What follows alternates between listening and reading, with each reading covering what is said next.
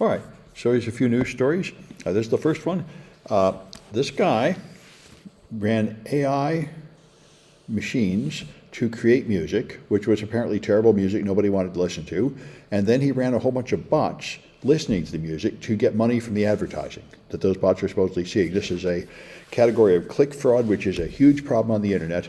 The whole reason why Google made all this money and took money from all the newspapers is because if you put a newspaper ad or a broadcast TV ad, you really don't know who you reached, and you don't know how many of those people actually bought your product, but they tell them on the internet you can tell how effective your ads are. It's just turned into a science because you put a website ad and then you know who clicked on the ad. But it's been an open secret for years that tons of those ad clicks are fake. And if you look at the data you get, a lot of those people are just multiple clicks from the same IP address at a ridiculous rate and such. And there are other countries where they just have room full of people clicking on ads. So anyway, this guy got charged for $10 million for this fraudulent scheme of generating fake music that nobody wants. Another similar scam is a common Republican one. People like Donald Trump's son will write a book. Nobody wants to read the book. They will sell millions of copies of the book and buy it themselves with campaign cash, and that way they can launder campaign cash and turn it into personal cash. So it's a form of money laundering. So I'm surprised. Toyota is a huge push for hydrogen cars. Although most people say hydrogen cars are a terrible idea, they're not succeeding in the marketplace at all. There's not enough places to refuel them. And BMW is now going to sell hydrogen fuel cells in 2028 for cars. So, and they admit it's very inefficient. What they're going to do is use electricity to make the hydrogen and then use hydrogen to power the car. And they say that is much less efficient than just using battery power to run the car. But anyway, that's what they're going to do. I'm not sure. I think the only conceivable reason anybody would buy this is if it's a lot cheaper. But even so, there's not enough refueling stations, so it seems to be dead in the water.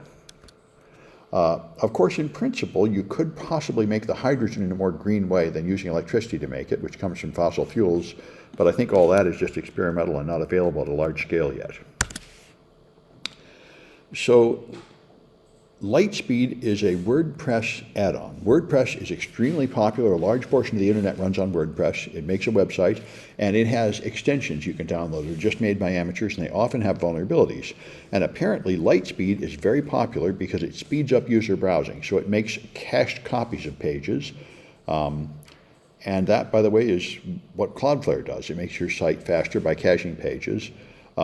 But anyway, this flaw has a serious flaw, and it's a pretty interesting flaw, the kind that comes up a lot in the web design class, or in the web hacking class. What they've done is you can turn on debug logging, and if you do, it will record all the response headers into a file, including the set cookie header, which gives you your authentication cookie. This is a problem that comes out periodically. And the point is, now it only happens when the debug logging is turned on, but if the debug logging was ever turned on, that file is created and it's not protected properly by permissions, so people can just browse and see it. And so they'd be able to go there and steal authentication cookies from other users, which typically are valid forever. Another thing I've been reporting on and researching for years. So it's a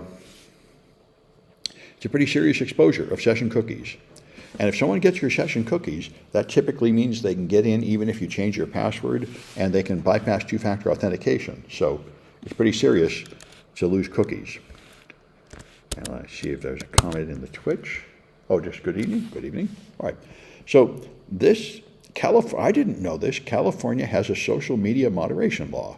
Of course, probably the reason I didn't know it is it has never taken effect. It remains on hold. Immediately people sued, of course, led by Elon Musk, because Elon Musk's idea is that he should not have to censor anything. And he himself is the main source of disinformation on Twitter, at least in the political realm. He's very much like Donald Trump. He retweets anything exciting with complete disregard for whether it's true. And posts a lot, has a lot of really outrageous false ideas and pushes them. And so he has sued for the right to post those things.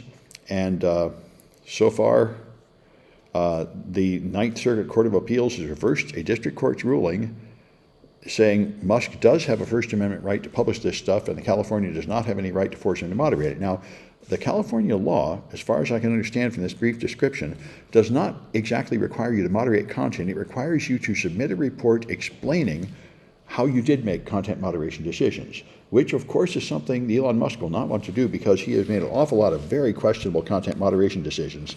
And this has all been very hot ever since the first Trump campaign, where they kicked him off Twitter.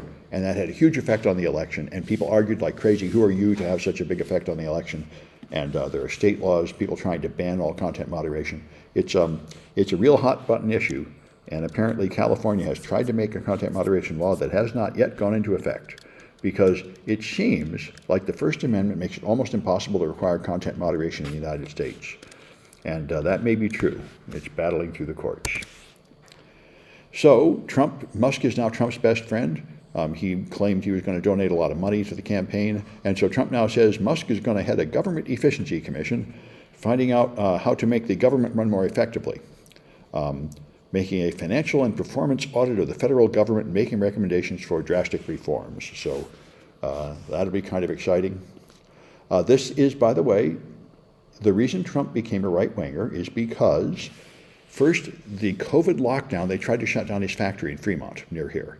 And he wanted to make the workers work anyway, ignoring COVID, and felt abused by the government that they wouldn't let him do it. And then Biden offended him greatly because he had meetings of car manufacturers, electric car manufacturers in Washington, to talk about how to promote car manufacturing and how to therefore cut down on greenhouse gases, and specifically excluded Tesla, and then passed like special government price incentives for electric cars, but only under certain conditions, like all the components had to be made in America, which Tesla didn't satisfy. So Musk feels very, very abused by Biden and decides to go support Trump and declare himself a Republican and move right. So this is probably wise of Trump to continue to court Musk. That's why Musk moved over.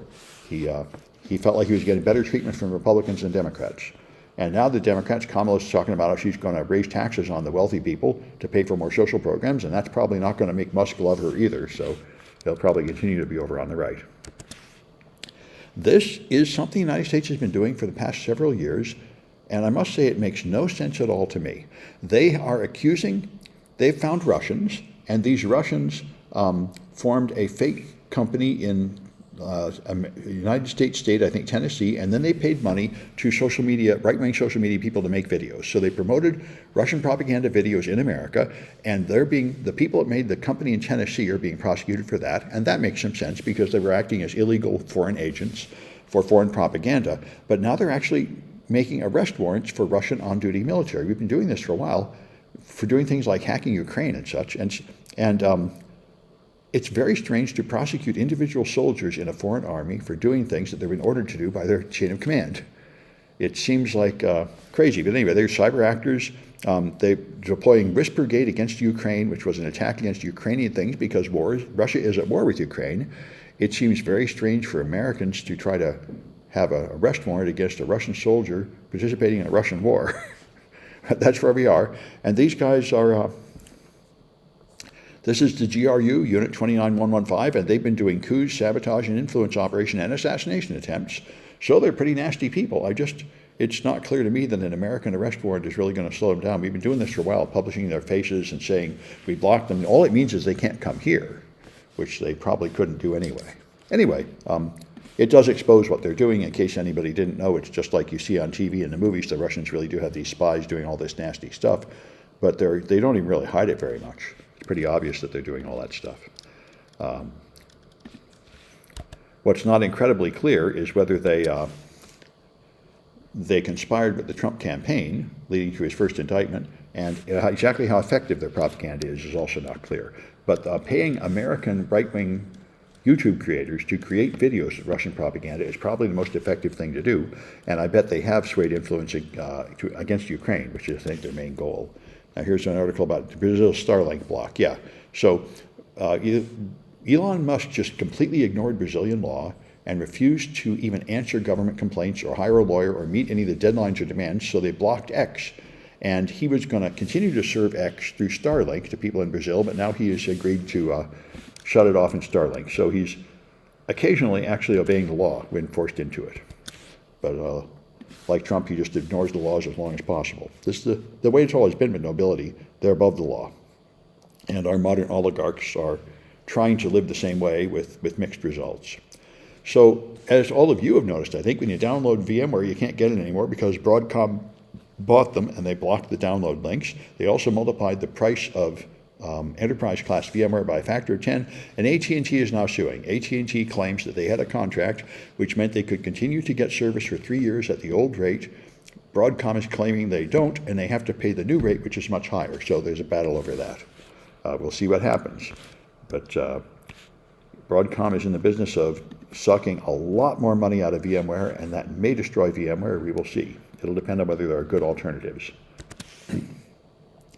This one, I just heard angry things from Leo Laporte about this. So the Internet Archive, during the pandemic, had a very temporary program where they would digitize books and let people make unlimited copies of digital views of the digital books.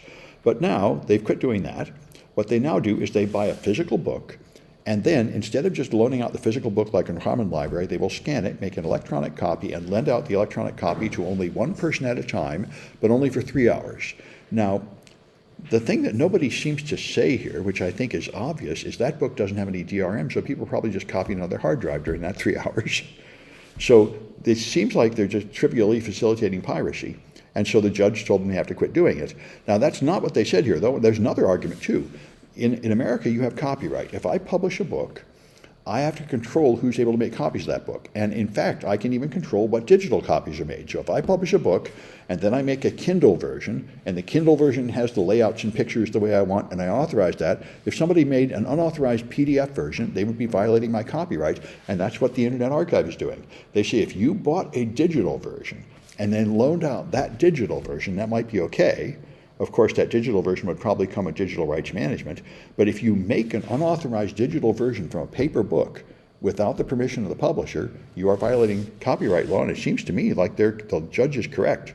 This is quite fashionable. All the internet people I listen to, internet blogs, say this is terrible and it's wrong because we love the Internet Archive. But I think this is consistent with a simple understanding of copyright law. Anyway, that's what they've done. So the Internet Archive won't be handing out these digital copies, I suppose, unless they have the money to have yet another appeal. Seems like you can have essentially unlimited appeals if you have enough money. Well, I guess until you get to the Supreme Court, then at some point you'll have to stop.